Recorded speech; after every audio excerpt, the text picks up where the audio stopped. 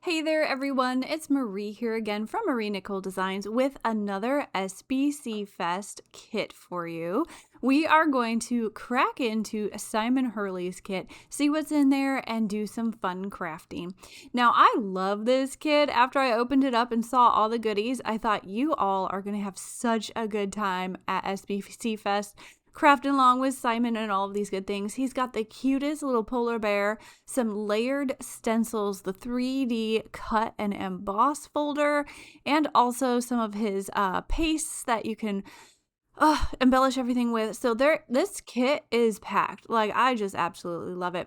So we are going to start out with that polar bear. I have gone ahead and cut everything out of the colored cardstock of my desired colors. And you can see I've laid them out here that goes by the die that cuts them out, so you can kind of get a visual on what things are and where they go. So I have just applied the belly to this little polar bear. I love how these dies cut and add detail at the same time, so that polar bear's belly looks textured, which I absolutely love. Now we're going to go for the eyes. You can see there, I just poked out those little pieces of the eyes because the eyes do cut out. If the piece in the middle doesn't come out, just poke them out.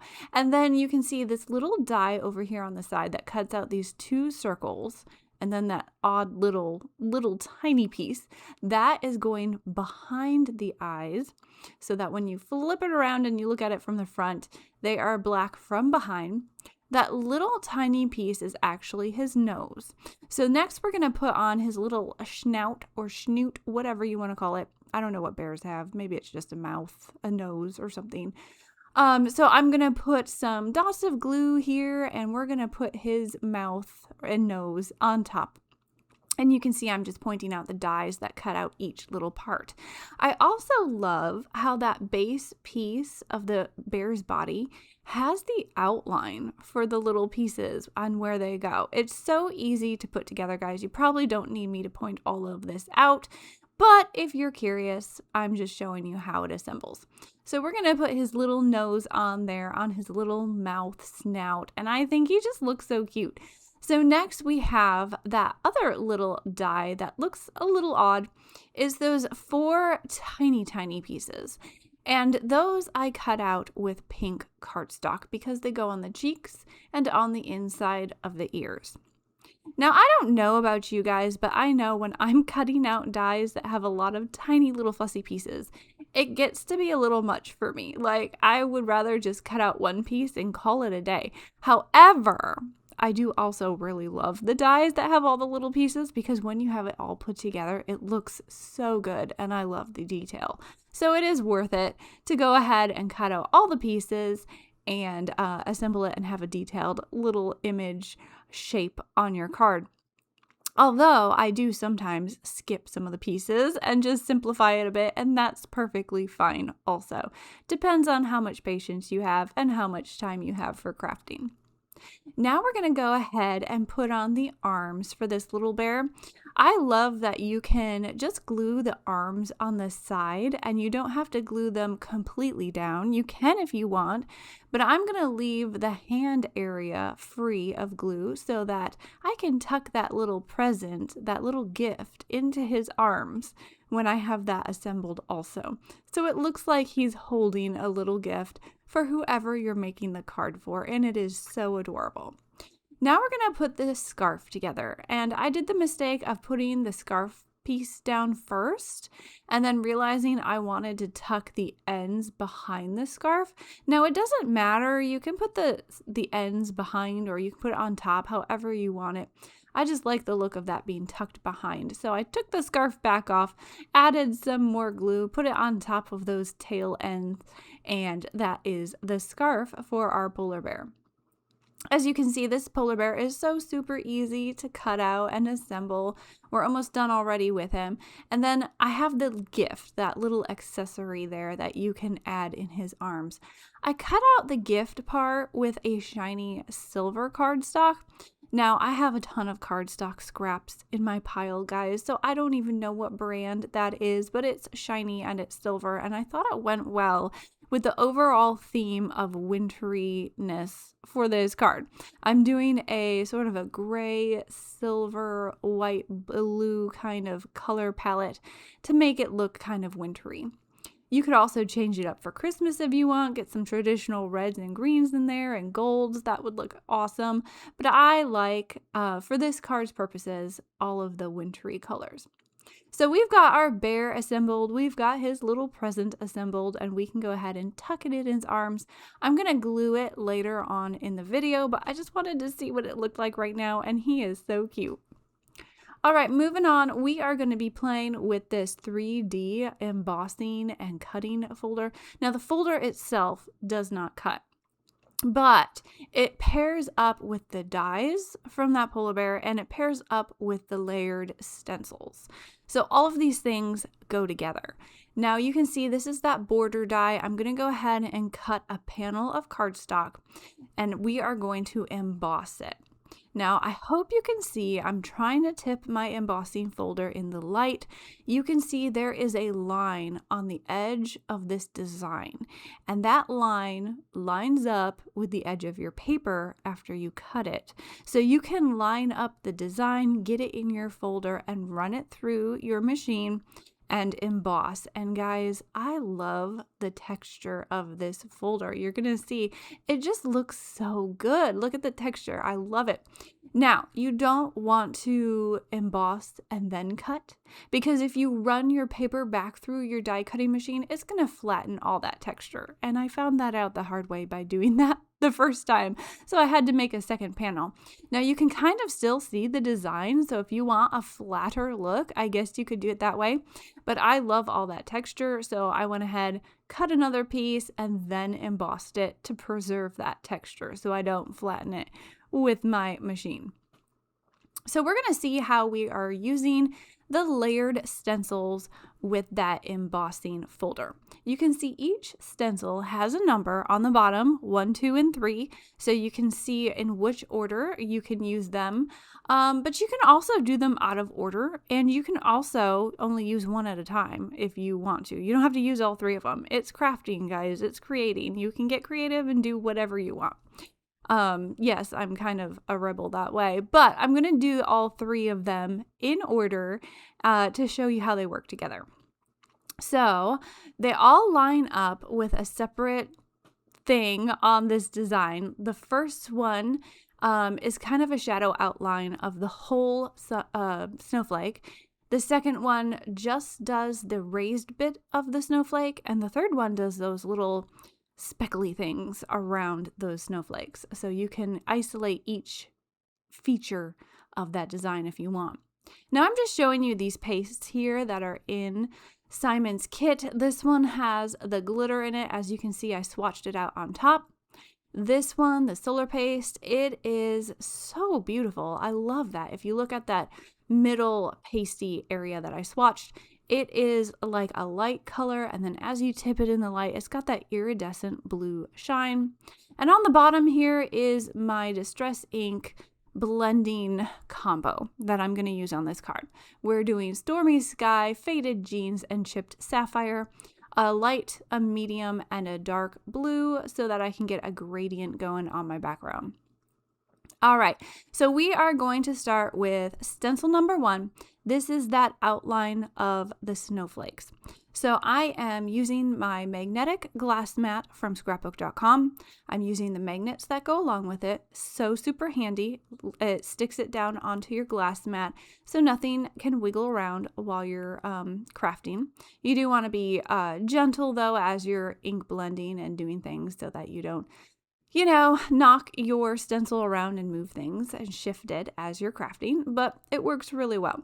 So I'm using that chipped sapphire, the darkest blue, and I'm going over those snowflakes. And I already love how it looks. You could stop here if you wanted, but we're going to keep adding things because we can. So I'm going to layer on stencil number 2.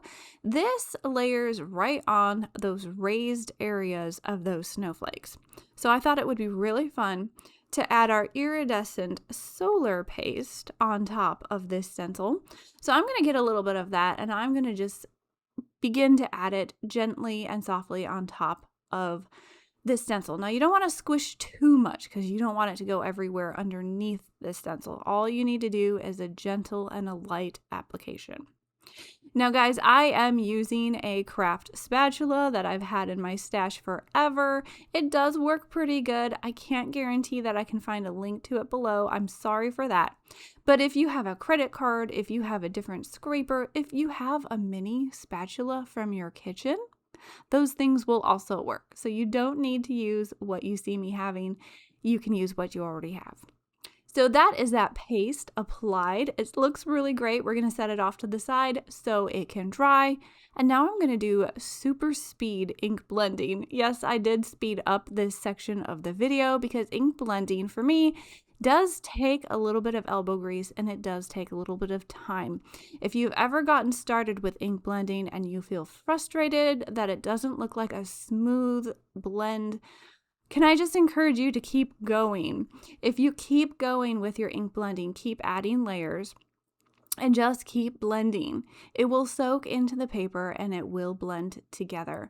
You can see here in my video that I am going back and forth between all three of my colors and reapplying more layers of the ink until it is smooth to the degree that I want it. So it does take a little bit of time and patience, and you just have to keep on blending. So now that I have my gradient ink blended background, I'm going to add some more splatters because we want this to be a wintry, snowy scene. So I have a brush marker from scrapbook.com. This is their white. And guys, I've used this for so much splattering and I love it because when it dries, it stays white. It might pick up a little bit of the color of the background, but not much. It really does just stay white, and that's what I want when I want to add white splatters. So it works really great. Love it for that technique.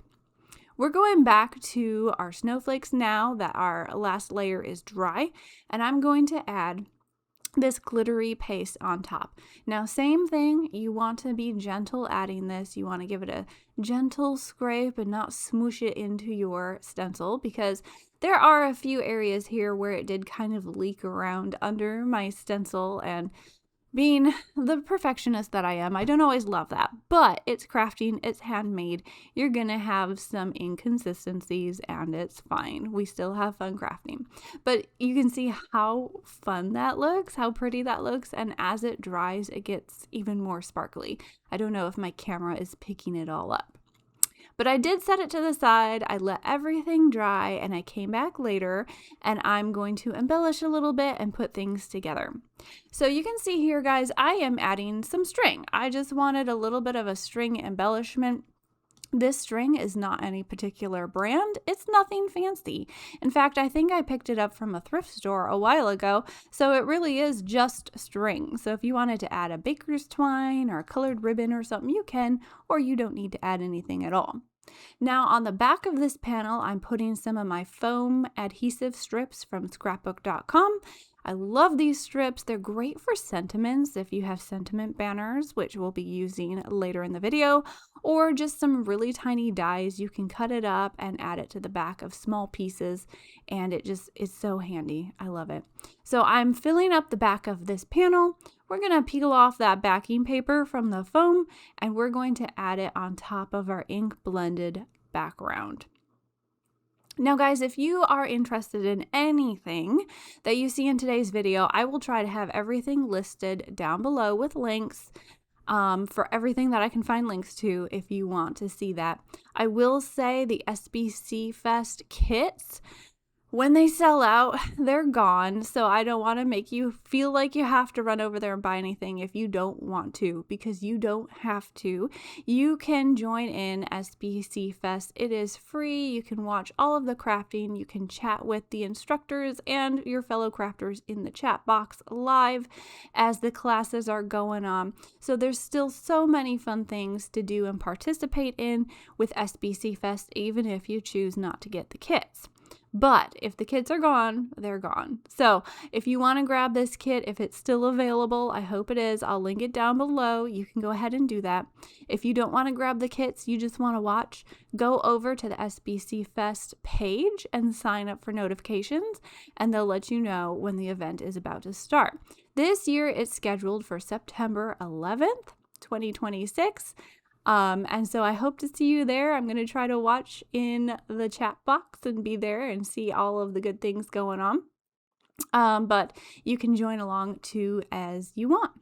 So now I'm using that clear foam adhesive from the kit.